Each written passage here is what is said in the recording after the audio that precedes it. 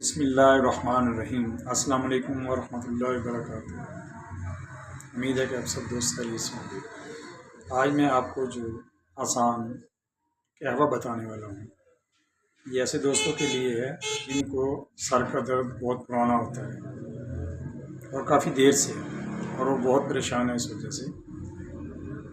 تو آپ نے کیا کرنا ہے، دار چینی لے لیں، کالی مرچ لے لیں اور استخدوس لے لیں۔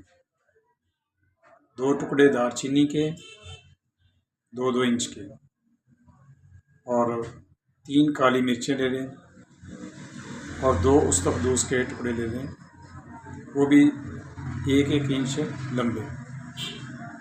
ان کو پانی کے گلاس میں بھگو دیں، تقریباً 6 گھنٹے بھیگے رہیں یا رات کو بھگو دیں، صبح انہیں نکالیں اور ہلکی آنچ کے اوپر اسے جوش دیں۔